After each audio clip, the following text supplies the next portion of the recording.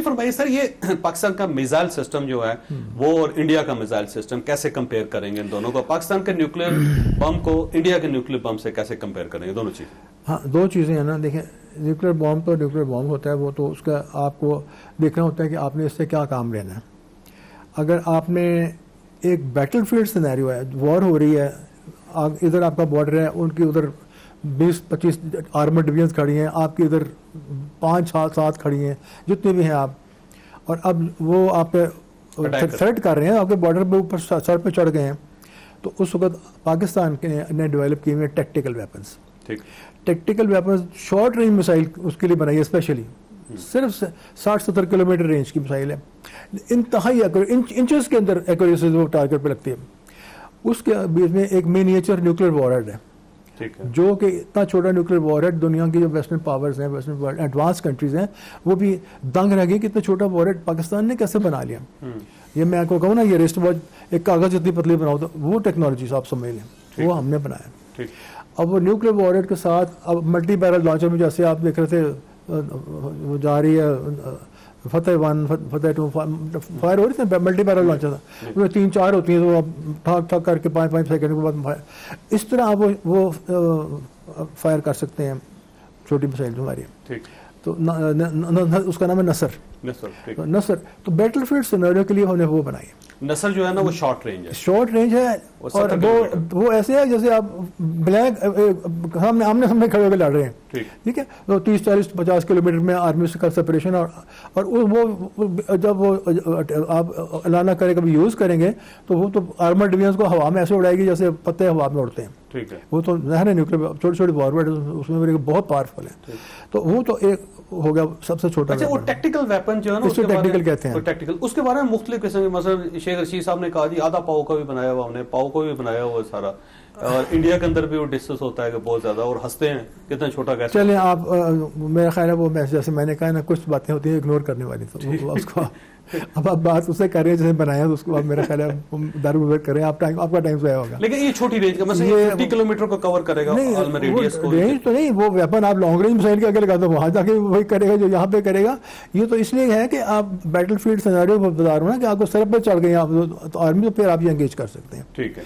अच्छा, उसके बाद फिर उसके थर्ड सा और बड़ा वेपन बनाया जो आपकी सेकंड स्ट्राइक कैपेबिलिटी है, आपकी सबमरीन से लॉन्च होता है। सबमरीन पूरे इंडिया के सब कॉन्टिनेंट के पूरे कोस्ट के समुद्र में, इंडियन ओशन में फिर रही होती हैं। जब आपका दिल करे वहां से फायर करें और इनलैंड किसी टारगेट को उड़ा दें, उसमें भी इतना बड़ा बम तो नहीं सबमरीन में लग सकता है, वो उसके लिए भी छोटे छोटे बम्स होते हैं, तो उसके टॉर्पेडो में लग जाए। तो ये हो गया साइज। उसके बाद फिर उसके लिए मिसाइल हमने कौन सा बनाया हो उसके साथ? उसके लिए टॉर्पेडो होते हैं। अच्छा, टॉर्पेडो, ठीक है। और टॉर्पेडो, और उसमें और जो वो तो है सबमरीन टू शिप टॉर्पेडो, लेकिन अगर आपने सबमरीन से इनलैंड फायर करना है तो उसके लिए आप क्रूज मिसाइल है, क्रूज मतलब, ठीक है, वो भी हमने अपने बनाया, हमारी अपनी है। वो निकलती है, वो 500, 600, 800 किलोमीटर जाके इनलैंड जाके जहां मर्जी टारगेट को फना कर दे, तो वो दूसरा साइज है। फिर उसके बाद आपका ये जो फतेह 1 है या फतेह 2 है, इनका ज़रा डायमीटर है 0.5 मीटर के करीब इनका, इसमें ज़रा बड़ा वॉरेंट आ सकता है, जाहिर उसकी यील्ड ज़्यादा हो गई।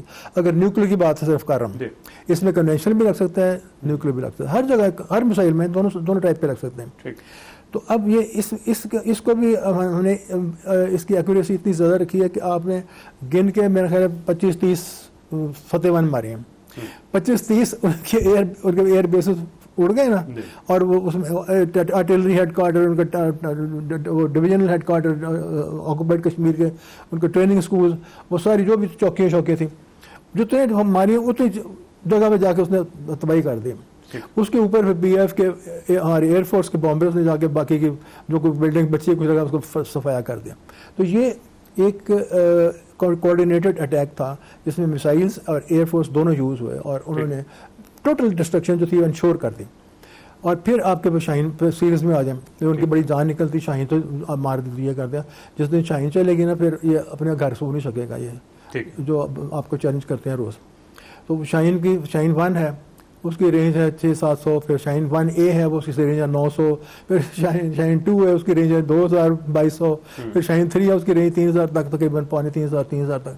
तो हमने अपने डिफेंस रिक्वायरमेंट को सामने रख के मिसाइल्स और वॉरहेड्स के साइजेस डिटरमिन किए। शाहीन 3 का वॉरहेड बहुत बड़ा है, उसकी बहुत यील्ड है उसकी, तो वो, लेकिन वो इसलिए है कि इंडिया का जो फार्देस्ट डिफेंस एस्टेब्लिशमेंट है वो अंडमान आइलैंड्स में है, बे ऑफ बंगाल में, जिससे काला पानी कहा करते हैं अंग्रेजों के ज़माने में।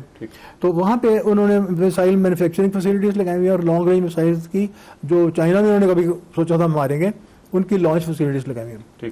तो उनको अब ये नहीं था एहसास कि वहाँ पे पाकिस्तान की मिसाइल शाहीन जा सकेगी। जब हमने वो किया, उन्होंने वहाँ बनाई तो हमने शाहीन 3 बना दी।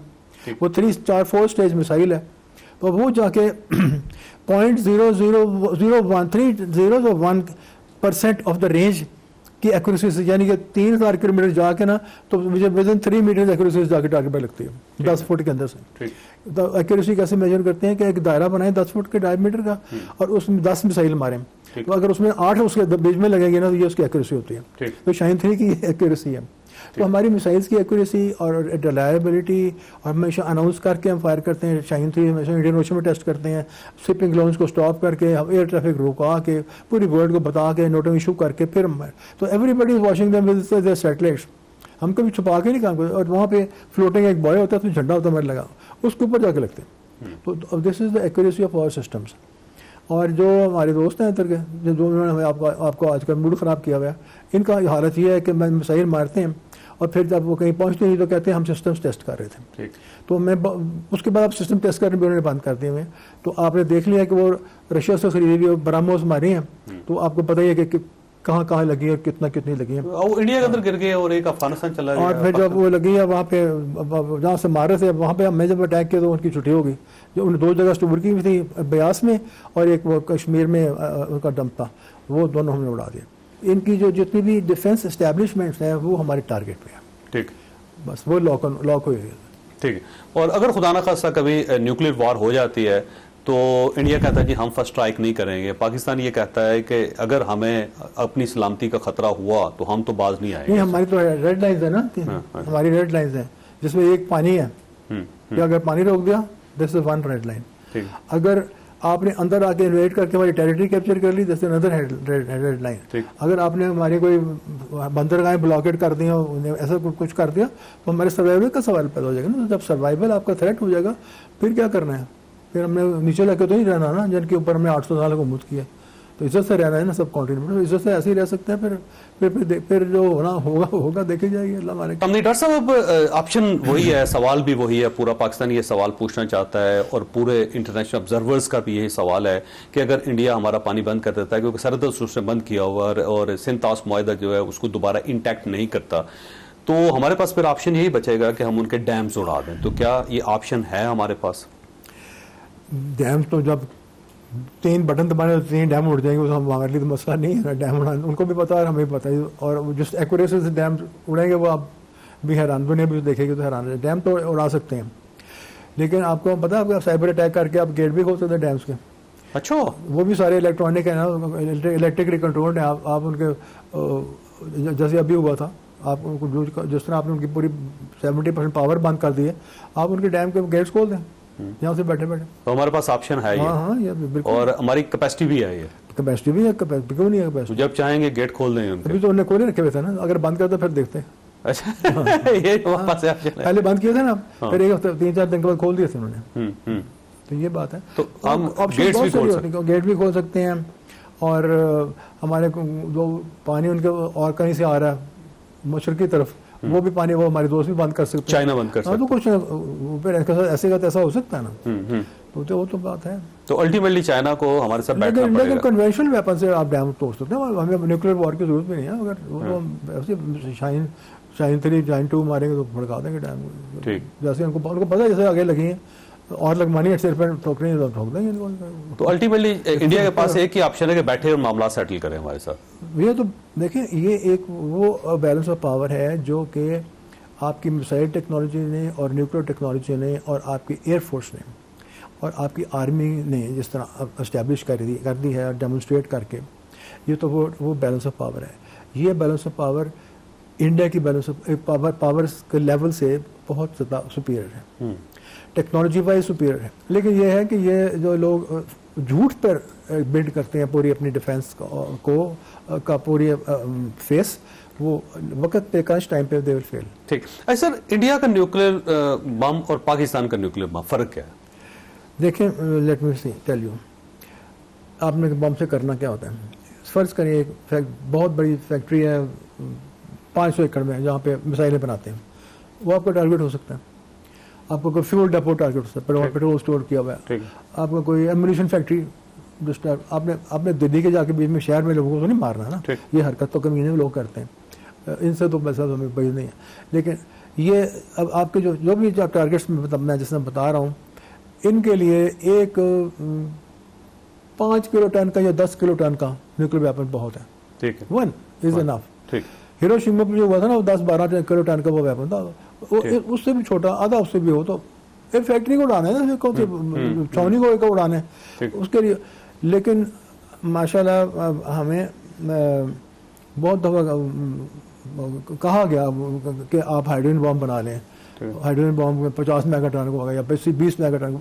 भाई एक बॉम्ब क्या होगा, एक टारगेट पे मारना है ना, अगर वो टारगेट क्या होगा ये जो बता रहा हूँ, तो उसके ऊपर इतना बड़ा बम मारने के क्या मकसद है? ये तो चूटी के ऊपर हाथी पैर रख के मारना है, बेवकूफ़ी है ना।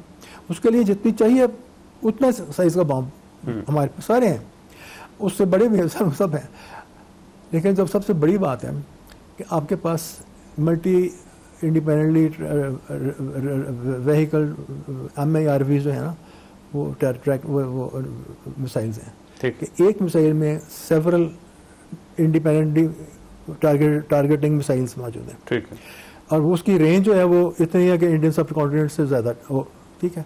तो if this missile is flying on a certain track, और वो ट्रैक रास्ते में it can go right and left, तो वो अपने मिसाइल्स रिलीज करता जाता है ऑन डिफरेंट टारगेट्स। ठीक। तो एक फ्लाइट में it can destroy multiple targets. ठीक। With nuclear warheads if you want. ठीक है। मुख्तलिफ डायरेक्शन में चलेंगे, वो अपने वो इंडिपेंडेंट उस मिसाइल से निकलेंगे, उसके पेट में से निकलेंगे, और वो जाके एक उस छावनी को हिट करेगा, एक वहाँ उसको करेगा, एक उधर को। तो दिस इज कॉल्ड MIRVs। तो पाकिस्तान के पास MIRV भी टेस्ट हुए हैं और सक्सेसफुल बनाए, हमने खुद बनाए ये, हमने खुद बनाए। आप जेन्स डिफेंस वीकली उठा लें, वाशिंगटन पोस्ट का जो डिफेंस साइट है वो उठा लें सप्लीमेंट, उसमें जेन्स डिफेंस वीकली में पाकिस्तान का और इंडिया का पूरा कंपैरिजन दिया हुआ है कि न्यूक्लियर मटेरियल किसके पास ज़्यादा है, वेपन्स किसके पास ज़्यादा हैं, मिसाइल्स किसके पास ज़्यादा है, उनके परफॉर्मेंसेस क्या क्या हैं, उनकी रेंजेस एक्यूरेसीज क्या हैं, उनकी रिलायबिलिटीज़ क्या हैं, तो ये उनके फेलियर रेशियोज़ क्या हैं। वो आप देखें तो वो ऐसे है, पाकिस्तान यहाँ है तो इंडिया यहाँ पे है। जिस तरह एयरफोर्स में उनका कंपेरिजन हुआ ना, इससे भी ज़्यादा वाइड गैप है मिसाइल और न्यूक्लियर टेक्नोलॉजी उनका और हमारा। और सर ड्रोन्स में कहाँ पे हम स्टैंड करते हैं? ड्रोन्स में हमारे पास सारे ड्रोन्स हैं। जब ये हुआ था तो दिल्ली के ऊपर फ्लाई कर रहा था हमारा ड्रोन, पूरा पहुंचा था दिल्ली पूरा। हाँ, और कलकत्ता जा सकते हैं, हुआ नहीं, आज से नहीं, तो 10 साल पहले से हमारी ये कैपेबिलिटी है। वहाँ जाके इट इज वॉचिंग देम कि ये कर रहे हैं, कौन सा जहाज कहाँ से उड़ रहा है, कौन सा ड्रोन कहाँ से फायर हो रहा है, कौन से आर्मी की डिवीजन किधर जब मूव कर रही है, क्या वो कैमरे लगे हैं, डे एंड नाइट विजन कैमरे, और वो हर चीज़ ट्रांसमिट कर रहा है आपको। और वो it can stay in the air very high altitude, वो नजर नहीं आता, रेडार पे भी नजर नहीं आता। जो हमारे पास हमारे ड्रोन है, हमने बनाए हुए हैं। ठीक है, हमने बनाए हुए हैं। वो कहते हैं टर्की से लिए हमने, वो टर्की से जिस दिन जहाज आया, जंग हुई उसने जहाज आया ना।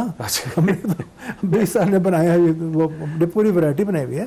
टर्की की बड़ी मेहरबानी, उनकी बड़ी सपोर्ट है, उन्होंने जो बेस्ट पॉसिबल चीज़ थी उन्हें भी अपनी भेज दी। ठीक, तो टर्की के आज दुश्मन भी हो गए वो। यहाँ पे डॉक्टर साहब एक सवाल और भी है कि जो इसराइली ड्रोन्स इस्तेमाल किए इंडिया ने, और वो तकरीबन 90 पाकिस्तान के अंदर आए थे, 90 के 90 पाकिस्तान ने गिरा लिए थे। उस ड्रोन्स में और पाकिस्तान के ड्रोन में क्या फर्क है? सवाल है, छोटी सी ब्रेक, और ब्रेक के बाद दोबारा जरूर।